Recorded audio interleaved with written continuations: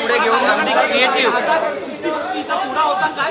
अगदी क्रिएटिव्ह आता आम्हाला माहित नाही, आपल्याकडूनच ऐकू येतंय. तर त्या दिवशी एक मंत्री महोदय ह्यांनी पायऱ्यांवर आपल्या सर्वांच्या समोर विचारलं 50 खोके आम्हाला पाहिजेत का.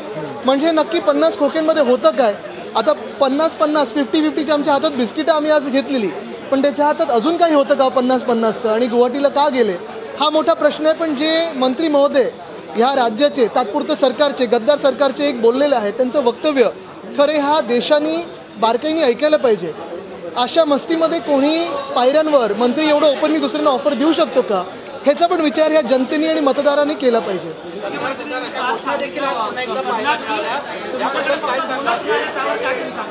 मला वाटतं खरे मुख्यमंत्री कोण आहेत हा पहिला माझा प्रश्न आहे. तो स्पष्ट झाल्यानंतर त्याचं उत्तर मी देईन.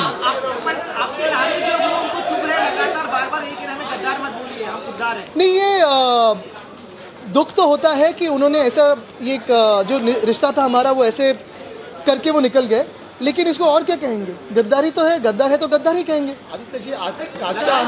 अगर दोस्त रहते, अगर भाई रहते तो भाई कहते. लेकिन जो परिवार का एक रिश्ता था, जो हमारे कुटुंब प्रमुख है, पूरे महाराष्ट्र के कुटुंब प्रमुख है, आपने देखा उनकी पीठ में चूरा भोग के वो निकल गए, तो गद्दार नहीं तो और क्या कहेंगे.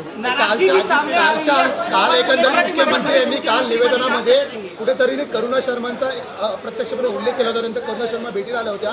आजच्या आंदोलनामध्ये धनंजय मुंडे कुठे दिसत नाहीयेत, काय संबंध लावला. नाही, पण खरे मुख्यमंत्री कोण आहेत.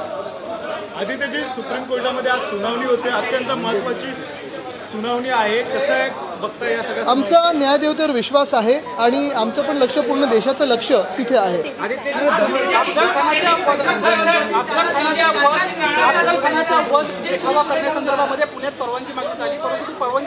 परवानगी नाकारली. काल पण मी बोललो, आमच्या दहीहंडीच्या तिथे देखील हा वधाचं पूर्ण आपण बघितलं असेल, तिथे एक देखावा झालेला होता. महत्त्वाची गोष्ट ही आहे की हे जे नवीन तात्पुरतं सरकार बनलेलं आहे ते तथाकथित हिंदुत्व विचारसरणीचं आहे, आणि अशा विचारसरणीमध्ये अशा परवानग्या नाकारणं हे किती योग्य आहे मी दोन्ही पक्षांना विचारू इच्छितो.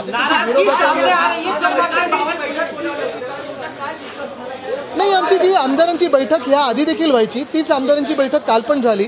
महत्त्वाचे विषय जे आहेत जनतेचे ते आम्हाला उद्धव साहेबांनी पुन्हा एकदा उचलायला सांगितलेले. शेतकऱ्यांचा विषय, महिलांचा अत्याचार, महिलांवर जो अत्याचार होतोय ते विषय आहेत. आपण बघताय की हाऊसमध्ये आम्ही सतत विचारत आहे. आज देखील पायऱ्यांवर आम्ही ह्याच घोषणा देत होतो की ओला दुष्काळ जाहीर करा. आपण बघत असाल हे जे काही तात्पुरतं सरकार गद्दारीने इथे आपण बघतोय निर्माण झालेलं आहे, ह्या सरकारने कुठेही जनतेच्या प्रश्नांना हात घातलेला नाही. अजूनपर्यंत एकसुद्धा वक्तव्य किंवा एकसुद्धा पॉलिसी ही लोकांसाठी नाही आलेली आहे. प्रत्येक गोष्ट ही राजकीय दृष्टिकोनातून झालेली आहे आणि अजून कशी फोडाफोड करता येईल ह्याच्यावरनं झालेली आहे. परवाचं पण जे वक्तव्य आहे दहीहंडीचं होतं, दहीहंडीच्या आदल्या दिवसाचं होतं.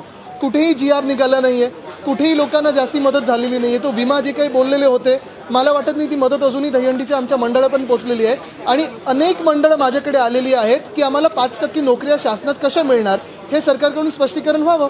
हा खेळ आहे की नाही ह्याच्यावर देखील GR आलेला नाही आहे. तर ही नुसतं धूळफेक होती का, म्हणजे ही धूळफेक नुसतं राजकीय दृष्टिकोनातून झालेली का, की नुसतं एक गिमिक होतं, ह्याच्यावर पण मुख्यमंत्री महोदयांनी जे तात्पुरतं आहेत त्यांनी स्पष्टीकरण द्यावं.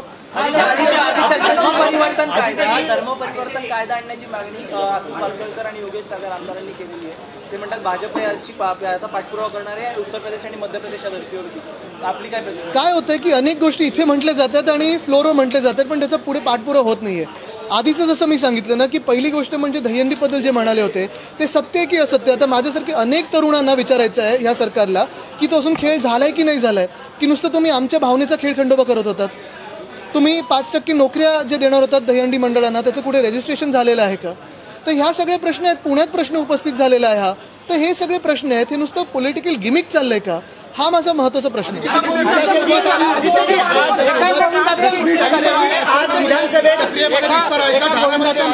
मला वाटतं आज ठाण्यात ते चालले आहेत, पण तो त्यांचा प्रश्न राहील. आई राजकारणापासून दूर राहिलेली आहे, तसं जास्ती पुढे येत नाही. काही काही ठिकाणी जिथे बोलवलं जातं तिथे ती जाते, कारण वैयक्तिक वेगळे राजनेचर साहेब त्यांच्याबद्दल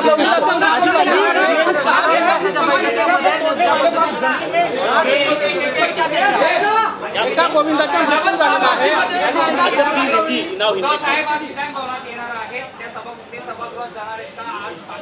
मला वाटतं ते आल्यानंतरच आपल्याला कळेल. एक वादग्रस्त वक्तव्य केलेलं आहे.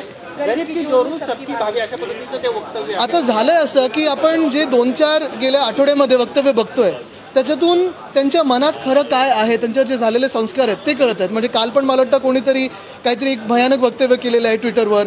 त्याच्या आधी 2-3 आमदारांनी म्हणजे एक आमच्याकडचे होते जे तिथे गेले त्यांनी धमकवलेलं जनतेला.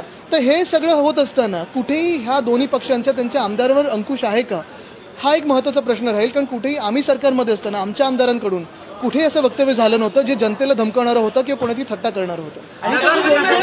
प्रस्तावाअंतर्गत आज विधानसभेत बीएमसीच्या भ्रष्टाचारासंदर्भात प्रश्न उपस्थित करण्यात येतोय. गंमत अशी आहे की यामिनी जाधव यांच्याकडनं हा प्रश्न उपस्थित करण्यात येतोय ज्यांच्यावरती भ्रष्टाचाराचे आरोप आहेत. आता ह्याच्यावर पेक्षा मोठा जॉब कुठचा आहे तुम्ही मला सांगा ना. आणि त्यांनी खरोखर घरी पण हे प्रश्न विचारावेत. खरं तर प्रत्येक वेळी काय झालेलं आहे की बीएमसीनी स्पष्टीकरण दिलेलं आणि ते तुम्हाला पण माहिती आहे. सगळी कामं लोकांच्या देखत झालेली आहेत. तरी देखील आज हाऊसमध्ये जी चर्चा होईल एकामेकांना उत्तर देऊ शकतील ते लोक. मैदानाच्या बाबतीमध्ये आशिष शेलार यांनी तुम्हाला सांगितलं आहे की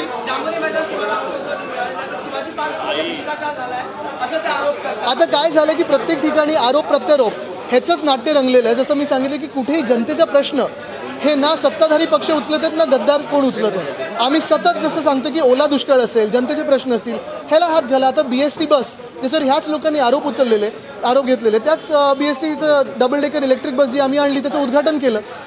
महत्त्वाची गोष्ट हीच आहे ना की जनतेचे जे प्रश्न आहेत, जनतेसाठी जी सेवेची आम्ही कामं केलेली आहेत, जी स्थगिती या लोकांनी दिलेली आहे ती उठवणं गरजेचं आहे. कारण कुठेतरी राजकारणाच्या पलीकडे जाऊन जनतेची जी कामं आहेत ती कुठचंही सरकार असलं तरी होणं गरजेचं आहे. ते आहे. दुसरं आपण बघितलं असेल जांभोरी मैदान जे आम्ही तिकडच्या स्थानिक नागरिकांच्या प्रेमापोटी केलं. आपण बघितलं असेल 2.5 ते 3 कोटी तिथे मला वाटतं खर्च झाला.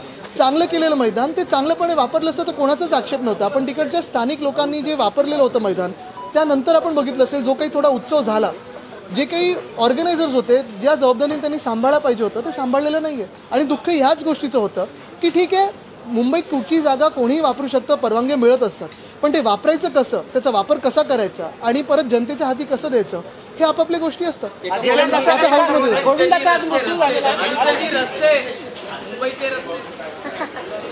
खड्डे आहे.